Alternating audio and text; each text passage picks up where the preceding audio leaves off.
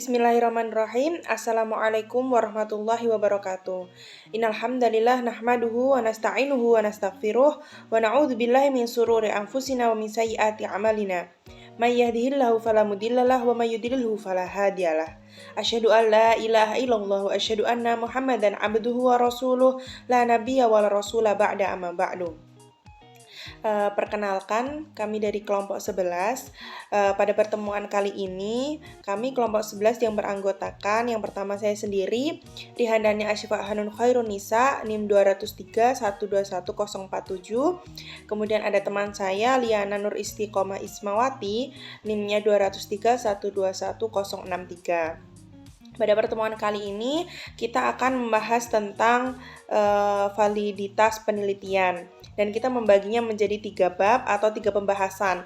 Yang pertama yaitu pengertian dari validitas penelitian, kemudian yang kedua pembagian atau jenis-jenis dari validitas penelitian, dan yang terakhir ada manfaat atau tujuan dari validitas penelitian. Bahasan pertama yaitu pengertian dari validitas penelitian. Jadi validitas penelitian ini memiliki pengertian yakni derajat ketepatan antara data yang terjadi pada objek penelitian dengan data yang dapat dilaporkan oleh seorang peneliti. Nah, jadi data yang valid merupakan data yang tidak ada bedanya atau tidak berbeda antara data yang telah dilaporkan oleh seorang peneliti dengan data yang sesungguhnya terjadi pada sebuah objek penelitian. Nah, menurut KBBI ini juga, validitas ini mempunyai pengertian yakni sifat benar menurut bahan bukti yang ada, kemudian logika berpikir, kekuatan hukum, sifat valid, dan kesohihan.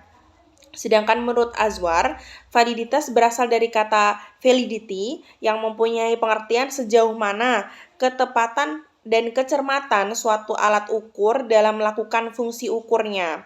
Dan masih banyak lagi dari pengertian validitas penelitian. Dalam hal ini, pengertian dari validitas penelitian ini dapat disimpulkan bahwa validitas merupakan suatu standar ukuran yang menunjukkan ketepatan dan kesohihan suatu instrumen. Mengenai jenis-jenis validitas penelitian. Validitas penelitian memiliki 2 macam, yaitu validitas internal dan eksternal. Namun disebutkan juga bahwa jenis-jenis validitas penelitian ini dibagi menjadi 2, yaitu logis dan empiris. Adapun penjelasannya, yang pertama validitas logis. Validitas ini merujuk pada kondisi instrumen yang valid dengan berdasarkan dari hasil penalaran. Dalam validitas ini juga dibagi menjadi 3 poin. Yang pertama, validitas isi, yang bertujuan untuk memberikan bukti pada elemen yang ada pada alat ukur dan melalui proses cara analisis rasional. Jika pada saat alat ukur diuraikan dengan detail, maka penilaian akan semakin mudah dilakukan.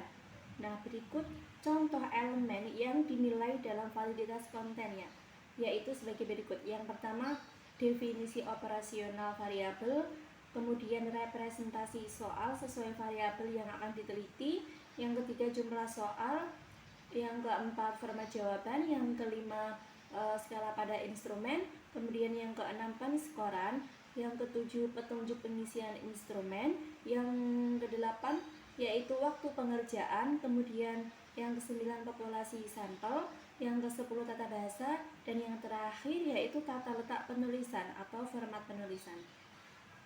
Nah, kemudian setelah melakukan uji validitas kepada ahli, langkah selanjutnya adalah merevisi sesuai dengan saran yang diberikan oleh ahli. Valid atau tidaknya instrumen tergantung dari ahli. Jadi seorang ahli bebas menilai valid atau tidaknya suatu instrumen.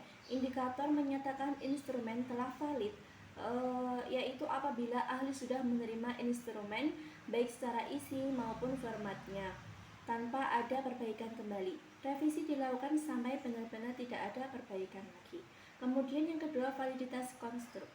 Validitas konstruk berfokus pada sejauh mana alat ukur menunjukkan hasil pengukuran yang sesuai dengan hasil definisinya. Agar penilaiannya mudah, maka variabel harus jelas. Definisi tersebut diturunkan dari teori. Jika definisi ini telah berlandaskan teori yang tepat dan pertanyaan-pertanyaan item soal telah sesuai, maka instrumen dinyatakan valid secara validitas konstruk. Kemudian yang ketiga yaitu validitas kriteria. Nah, validitas kriteria ini merupakan suatu ukuran validitas yang ditentukan dengan adanya pembandingan skor-skor tes yang telah didapatkan dengan suatu kinerja tertentu pada sebuah ukuran luar. Validitas ini fokus membandingkan instrumen yang dikembangkan dengan instrumen lain yang dianggap sebanding dengan apa yang akan dinilai oleh instrumen yang telah dikembangkan, yang disebut dengan kriteria, yaitu instrumen lain tersebut. Validitas kriteria ini dibagi menjadi dua. Yang pertama validitas kriteria prediktif dan yang kedua validitas kriteria bersamaan. Perbedaan kedua uji validitas tersebut terletak pada waktu pengujian instrumen dengan kriterianya. Hasil dari uji instrumen dan kriterianya kemudian dihubungkan dengan uji korelasi. Kemudian validitas empiris. Istilah validitas empiris memuat yakni di dalamnya kata empiris yang dimana artinya pengalaman. Validitas empiris ini memiliki dua pembagian, di antaranya yaitu validitas internal dan eksternal. Yang internal ini berkenaan dengan derajat akurasi desain penelitian dengan hasil yang dicapai. Kemudian yang eksternal yakni berkenaan dengan derajat akurasi apakah hasil dari suatu penelitian dapat digeneralisasikan atau diterapkan pada populasi di mana sampel tersebut diambil. Terakhir yaitu mengenai tujuan dan manfaat validitas penelitian. Jadi validitas penelitian ini tentunya mempunyai kegunaan atau tujuan di dalamnya.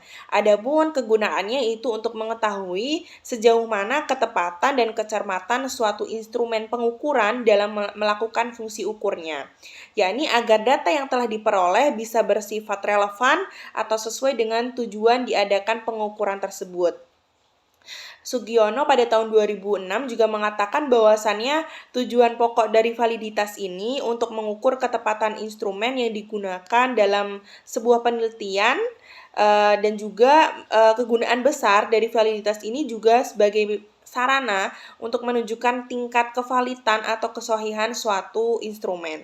Adapun manfaat dari validitas penelitian ini yaitu ada yang pertama, data-data penelitian ataupun kebutuhan penelitian lebih cepat karena biasanya validasi data ini berhubungan erat dengan sampel yang diberikan pada responden yang dimana menjadi objek dalam sebuah penelitian.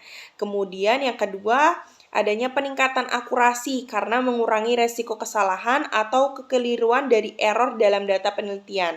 Yang ketiga, memberikan kemudahan penggunaan yang lebih besar karena membatasi pilihan untuk dipilih dengan hanya menampilkan pilihan-pilihan penting atas data penelitian yang mampu untuk dihadirkan. Dan yang terakhir, penelitian menjadi lebih bisa dipercaya dan diakui oleh para peneliti lainnya. Mungkin itu saja yang dapat disampaikan dari kelompok kami. Mohon maaf jika masih banyak sekali kekeliruan dalam diskusi kami, dan semoga ilmunya dapat bermanfaat bagi kita semua. Akhirul kalam, wassalamualaikum warahmatullahi wabarakatuh.